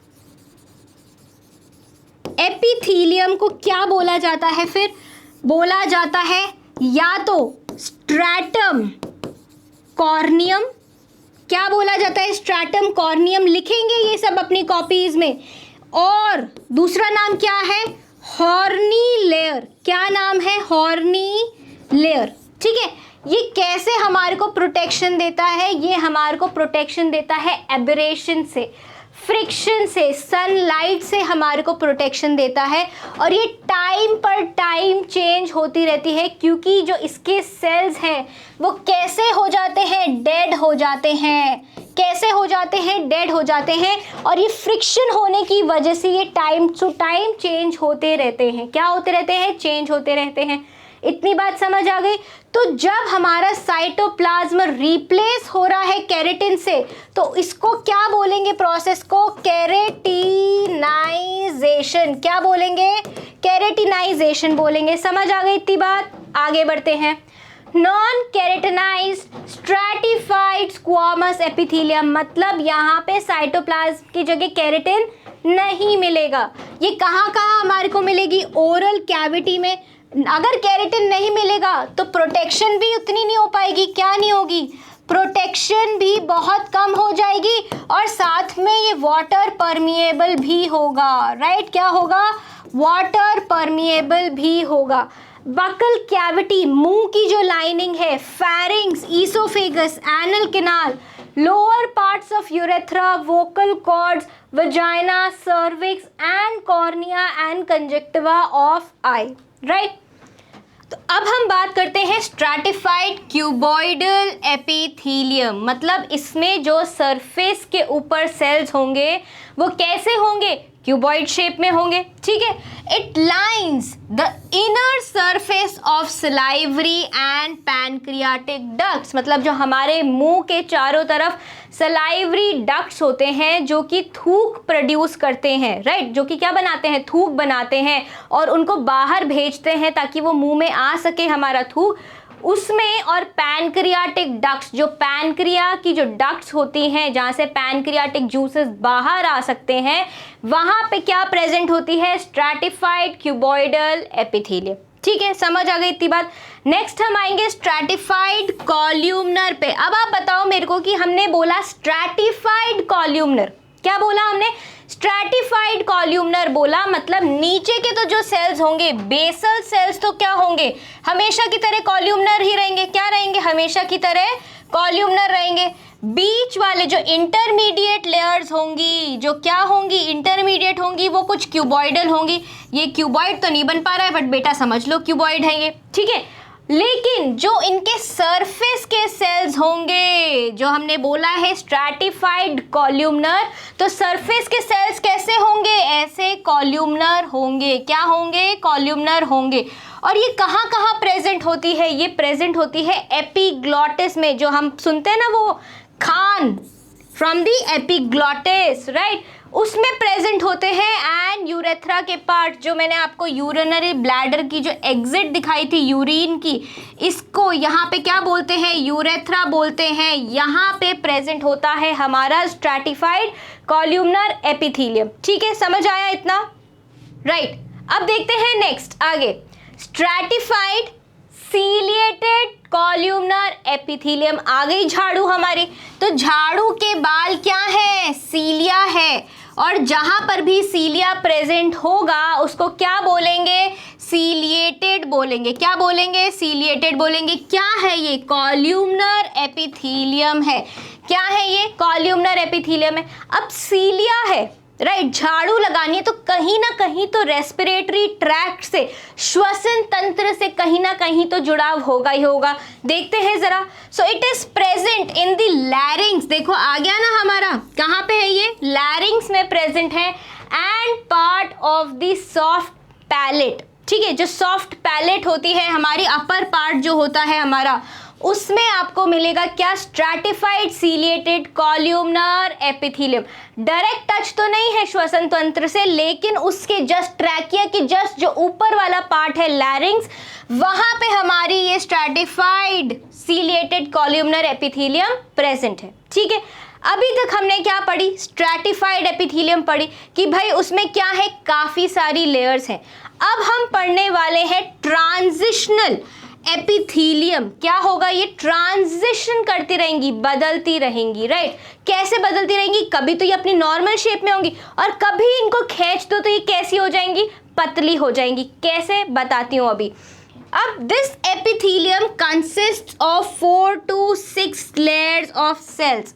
इस एपिथेलियम में 4 से 6 लेयर्स होती हैं सेल की। आप कहोगे मैम वो तो स्ट्रैटिफाइड में भी हमने देखी थी, हमने बेसल लेयर भी पढ़ी, हमने इंटरमीडिएट लेयर भी पढ़ी, हमने सुपरफिशियल लेयर भी पढ़ी, 3 तो वहाँ भी होती है। लेकिन यहाँ पे क्या होती हैं? 4 से 6 लेयर्स होती हैं।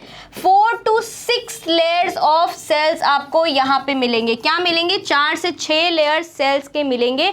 और जो बेसल लेयर है सेल्स की, जो बेसल लेयर है सेल्स की, जो सबसे डीपेस्ट लेयर होगी, वो वही होंगे, या तो कॉल्यूमनर होंगे या फिर क्यूबॉइडल होंगे। क्या होंगे? या तो कॉल्यूमनर होंगे या फिर क्यूबॉइडल होंगे। फिर से ये स्ट्रैटिफाइड वाली बात हो गई। भाई ऐसा क्या है यहाँ पर कि ये ट्रांजिशनल स्ट्रैटिफाइड से अलग हुई है। तो अब यहाँ पे क्या होगा, हम ये देखेंगे कि जो बेसल लेयर है जिसको हमने स्ट्रैटिफाइड में क्या बुलाया था, जर्मिनेटिव लेयर बुलाया था।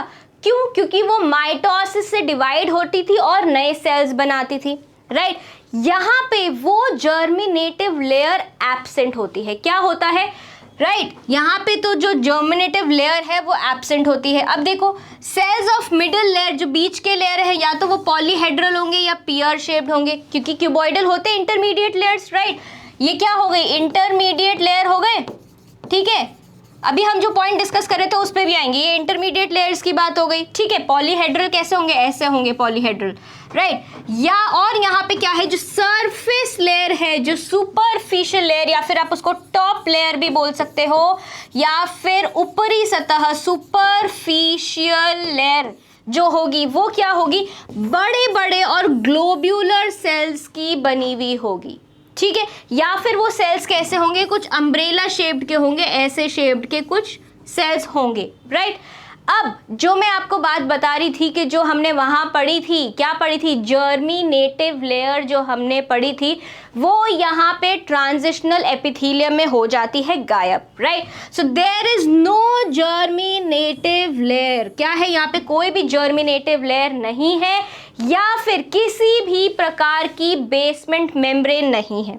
मतलब कि जो ट्रांजिशन लेयर है या ट्रांजिशनल एपिथेलियम जो है वो किसी भी बेसमेंट मेम्ब्रेन के ऊपर नहीं बैठी हुई है, जैसे कि बाकी सारी हमने पढ़ी, राइट। हमने सिंपल पढ़ी, तो सिंपल में जितनी भी एपिथेलियम थी उन सब के नीचे क्या थी, बेसमेंट मेम्ब्रेन थी, राइट। हमने स्ट्रैटिफाइड पढ़ी, कंपाउंड एपिथेलियम में जब हमने स्ट्रैटिफाइड पढ़ी उसमें भी हमने पढ़ा कि उसके नीचे बेसमेंट मेम्ब्रेन है।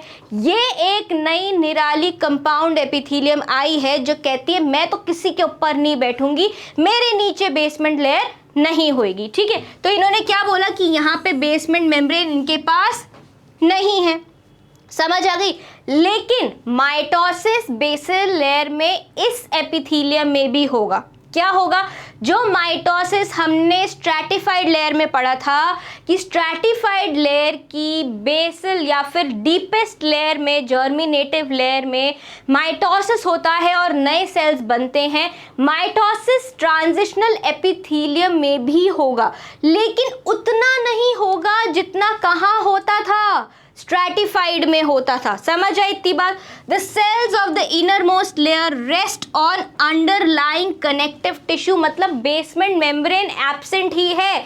मतलब अगर आपने यहाँ पे ऐसे सेल्स बना दी और जो ये बेसल लेयर वाले कॉल्यूमनर सेल्स बैठे होंगे, राइट, क्या बैठे होंगे, कॉल्यूमनर सेल्स बैठे होंगे, राइट, या फिर क्यूबॉइडल भी हो सकते हैं इसमें डीपेस्ट लेयर। तो ये किसके ऊपर बैठे होगा, सीधा कनेक्टिव टिश्यू पे ही बैठा होगा। यहाँ पे क्या होंगी, सीधा ब्लड वेसल्स ही होंगी। समझ आ गई। सेल्स जो है ट्रांजिशनल एपिथेलियम के, the cells of the transitional epithelium and underlying connective tissue are very stretchable. अब होता क्या है यहाँ पे, आप कहोगे कि मैम क्या अंतर है, सिर्फ एक जर्मिनेटिव लेयर नहीं है और यहाँ पे बेसमेंट मेम्ब्रेन को गायब कर दिया। अब ये जो ट्रांजिशनल एपिथेलियम है, ट्रांजिशनल एपिथेलियम शुरू करने से पहले मैंने आपको एक बात बताई थी कि ये क्या है, बदलती रहती है, अपना चेहरा बदलती रहती है। कभी कभार तो एकदम खिंच के ऐसे फ्लैट हो जाएगी, कभी ये वापस अपने शेप में आ जाएगी, ठीक है, समझ आ गई। इसीलिए यहाँ पर क्या चाहिए होती है, 4 से 6 लेयर सेल्स की चाहिए होती है। फर्स्ट लाइन ही हमने पढ़ी थी कि यहाँ पे 4 to 6 लेयर ऑफ सेल्स होंगी, ठीक है। क्यों होती है, क्योंकि ये ट्रांजिशनल एपिथेलियम ऐसी जगह पे प्रेजेंट होता है जहाँ पे क्या होती है, कंटिन्यूस खिंचाव रहता है, स्ट्रेचिंग रहती है, बार बार वो जगह को स्ट्रेच करना पड़ता है। अब ऐसी कौन सी जगह हुई, जैसे कि जो मैं आपको इतनी देर से बता रही हूं कि ये क्या है, यूरिनरी ब्लैडर है, ये क्या है, यूरिनरी ब्लैडर है, राइट। अब इस यूरिनरी ब्लैडर की वॉल्स में यहाँ पे क्या है, सारी ट्रांजिशनल एपिथेलियम है। क्या है, ट्रांजिशनल एपिथेलियम है। मान लो यहाँ से ये क्या है, एक किडनी है, इस तरफ दूसरी किडनी, तुम समझ लो, अपने आप इमेजिन कर लो, ठीक है। यहाँ से किडनी है, फिल्टर होके यूरिन आया, यहाँ पे भरने लगा, ठीक है। असल में यूरिनरी ब्लैडर का साइज मान लो इतना सा ही है, लेकिन गुब्बारे की तरह होता है ये यूरिनरी ब्लैडर। जब इसमें यूरिन भरता जाएगा, पेशाब भरता जाएगा, तो क्या होएगा, ये बड़ा होएगा इसका साइज। क्या होएगा इसका साइज? इसका साइज बड़ा होने लगेगा। तो जब ये बड़ा होगा तो जो इसकी बाहर की परतें हैं, जो क्या है, इसकी जो बाउंड्री है वो खींचेगी। क्या होगी? खींचेगी, राइट। सो खींचने वाली जगह पर क्या प्रेजेंट होती है? ट्रांजिशनल एपिथेलियम प्रेजेंट होती है। समझ आ गई इतनी बात? When this epithelium is stretched, the cells become flattened. तो सेल्स कैसे हो जाते हैं? चपटे हो जाते हैं। मान लीजिए अब आप कैसे, किस चीज़ से आप खींचते होंगे, जैसे कि आपके पास एक रबर बैंड है, ठीक है, आपने उस रबर बैंड को खींचा, क्या करा, उसको खींचा, तो खींचने पे वो क्या हो जाता है? पतला हो जाता है। जब आप उसको वापस छोड़ देते हो तो वो क्या होता है? वापस अपनी साइज में आ जाता है, उसकी थिकनेस उतनी की उतनी हो जाती है। जैसे कि मान लो ये एक रबर बैंड है, अभी ये इसका नॉर्मल साइज है। क्या है? ये इसका नॉर्मल साइज है, ठीक है, ये इसका नॉर्मल साइज है। लेकिन आपने इसको खींचना चालू किया, आपने इसको दोनों तरफ से क्या करना चालू किया? पुल करना चालू किया, तो ये क्या हो जाएगी? ऐसी खिंच जाएगी। क्या हो जाएगी? ऐसी खिंच जाएगी, और इसकी जो थिकनेस है वो कम हो जाएगी। क्या हो जाएगी? थिकनेस कम हो जाएगी। जितनी यहाँ पे थी उससे थिकनेस कम हो जाएगी ना, राइट। सो यहाँ पे जो सेल्स हैं ट्रांजिशनल एपिथेलियम में, वो भी ऐसे ही फ्लैट हो जाते हैं। समझ आ गई इतनी सी बात?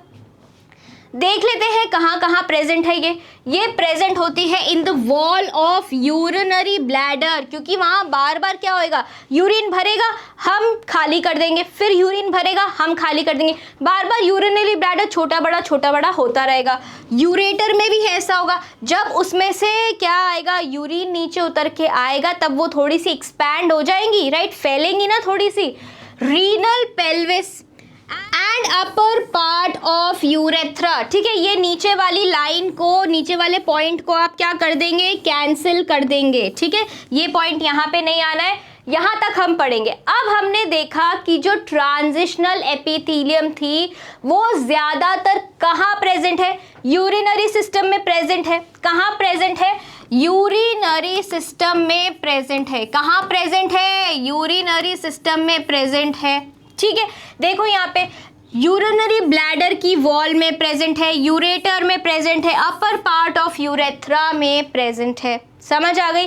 ठीक है, तो इसीलिए इस ट्रांजिशनल एपिथेलियम को और क्या बोला गया है?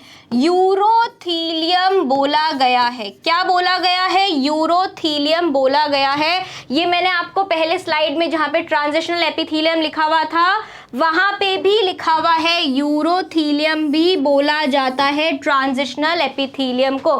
ठीक है बेटा, तो अब क्या हुआ, अब हम इसका फंक्शन देख लेते हैं। तो फंक्शन इसका क्या रहता है? ज़्यादातर इसका फंक्शन रहता है प्रोटेक्शन। क्या फंक्शन रहता है इसका? इसका फंक्शन रहता है बचाव का, प्रोटेक्शन का। ठीक है, PRO, ये R है, ठीक है, कंफ्यूज मत होना, मैम की राइटिंग कभी कभार ऐसी हो जाती है। प्रोटेक्शन मतलब बचाव का काम करेगा, क्योंकि ज़्यादातर एपिथेलियम को अगर तुम ऐसे खींच दोगे तो वो टूट जाएगी। लेकिन या फिर ऐसी स्ट्रेसफुल कंडीशन में हम अगर किसी एपिथेलियम को डाल देंगे तो बहुत ही ज़्यादा चांसेस हैं कि वो डैमेज हो जाए। लेकिन इतना ज़्यादा स्ट्रेस झेलने के बाद भी वॉल ऑफ यूरिनरी ब्लैडर कभी भी डैमेज नहीं होती है। यही खासियत है किसकी? यही खासियत है हमारे ट्रांजिशनल एपिथेलियम की। समझ आ गई बात इतनी सी? ठीक है, तो बेटा इसके साथ हमारा एपिथेलियम कंप्लीट होता है। नेक्स्ट क्लास में हम क्या पढ़ने वाले हैं? हम ग्लैंडुलर एपिथेलियम पढ़ने वाले हैं। हमने सिंपल और कंपाउंड एपिथेलियम पढ़ लिया, अब एक बचा है हमारे पास ग्लैंडुलर एपिथेलियम, कि कैसे एपिथेलियम पार्ट लेता है ग्लैंड्स में। ठीक है, किसमें? ग्रंथियां बनाने में। कैसे, कहाँ कौन सी ग्रंथियां होती है? एक्सोक्राइन ग्लैंड्स होती हैं, एंडोक्राइन ग्लैंड्स होती हैं, ये सब हम पढ़ेंगे।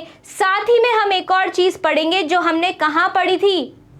Intercellular junctions. कहाँ पढ़े थे? हमने सिंपल एपिथेलियम में पढ़ा था कि जो सेल्स होते हैं वो पेवमेंट की तरह जुड़े हुए होते हैं या फिर टाइल्स की तरह जुड़े हुए होते हैं, और उनको बोला जाता है क्या? Pavement epithelium. अब उन सेल्स को ऐसे जोड़ के कौन रखता है? Intercellular junctions. तो ग्लैंड्यूलर एपिथेलियम के साथ में हम क्या पढ़ेंगे? इंटरसेल्यूलर जंक्शंस के बारे में भी पढ़ेंगे। तो ठीक है, मिलेंगे हम अगली क्लास में, तब तक के लिए थैंक यू।